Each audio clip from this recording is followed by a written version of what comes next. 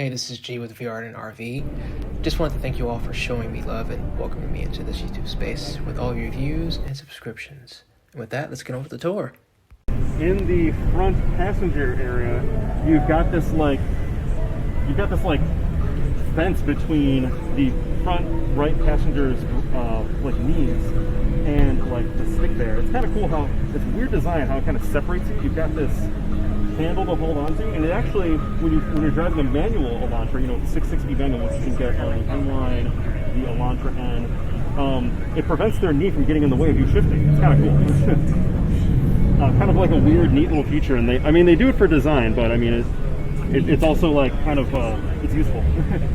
And then for all of you standing over here by me, what do you think this does right here? It does absolutely nothing. They put that in there as like added design to kind of continue on the design of the dashboard.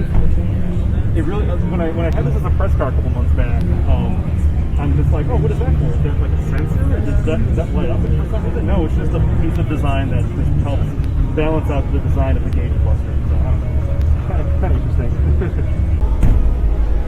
Features you'll see on some of the Chevy vehicles, like when you see Z71 on the side of it, that means it's more off-road capable. It's got some off-road equipment on it, like skid plates,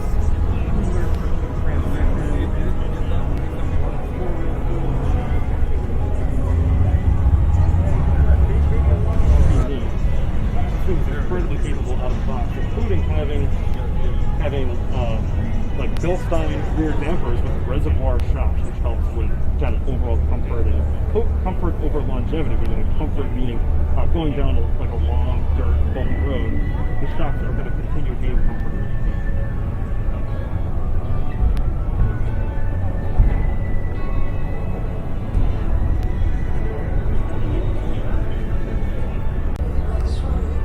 Pretty aggressive 5.5 liter flat plane crank. 670 horsepower, 460 pound-feet of torque. So it's only 5.5 liters, but it makes 678 horsepower. Over 1.5 horsepower per liter is pretty darn impressive. And of course, it goes into the middle of the Chevy Corvette. So the Chevy Corvette traditionally or historically has been a front-engine vehicle. Kind of what's really neat about it is it's kind of continuing the tradition of America giving European manufacturers a really strong run for their money. Because you've got Ferrari, Lamborghini, who else? Well, European manufacturers who put their engines in the middle, and it's to lighten the front end to improve handling, all that good stuff. But for the longest, Chevy was kind of behind with kind of competing with the Europeans there, but now that they moved the engine in the middle, they're a lot more of a worthy competitor. I mean, they've always been pretty worthy, but they're more of a worthy competitor to the Europeans, Ferrari, Lamborghini, McLaren, brands like that.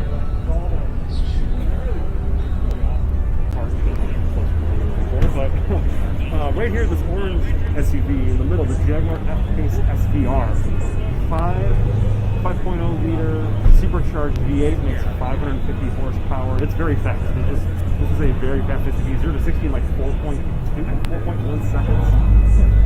Of course, the mileage matches as well. I think when you're really in it, this thing will get no better than like 1 if you're having fun with it. And then its tiny sibling, the Jaguar F-Type.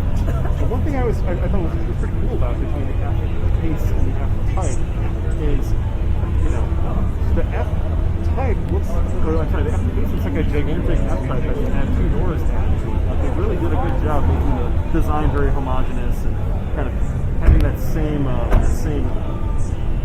what's this word for? Like brand design across, back and the front end.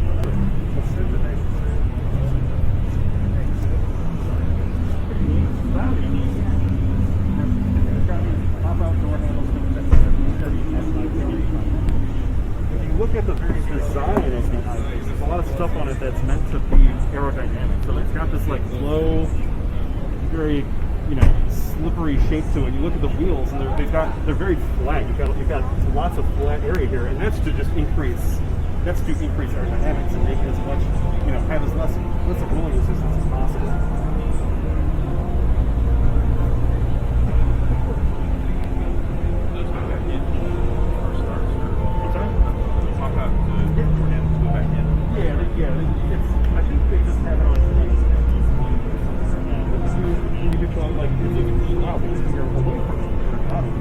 walk up to it.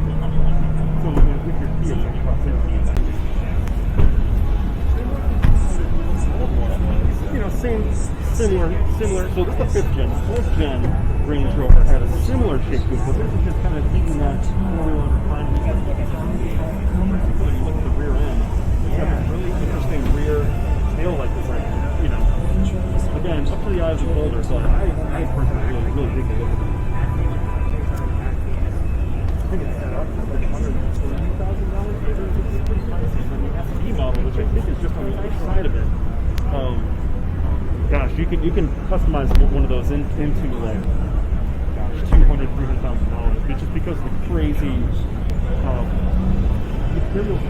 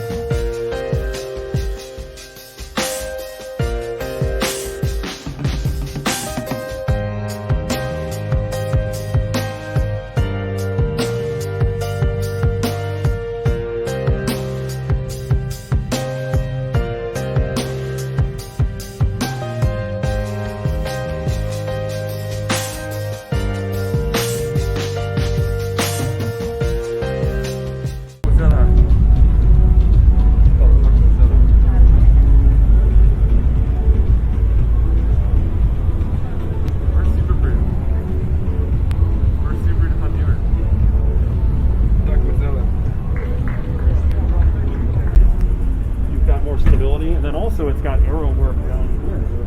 The air channels off the front wheels. It comes through this vent, this functional vent right here. So you've got stability as well as very good. That's a functional aerodynamic piece for the front bumper as well. So I think it looks really good. It looks way better than the old generation. The old generation looks good, but this is just great. I think base price is $20. Top set at 31 for this is the premium model with the nicer wheels. A little bit better interior. Engine 380 horsepower or so. Interesting bit of information about this. This is actually the same chassis and engine, suspension, all that good stuff as the BMW Z4. In fact, it's made by BMW. And when someone goes inside, they say, wow, it's like, if anyone who's used BMW, it's like, oh wow, it's like a BMW here. Because they use BMW components. The only real Toyota part of it is the suspension tuning and the body itself. You know, obviously, you know, they made it look like the old super Japanese sports car that's been around for a couple generations.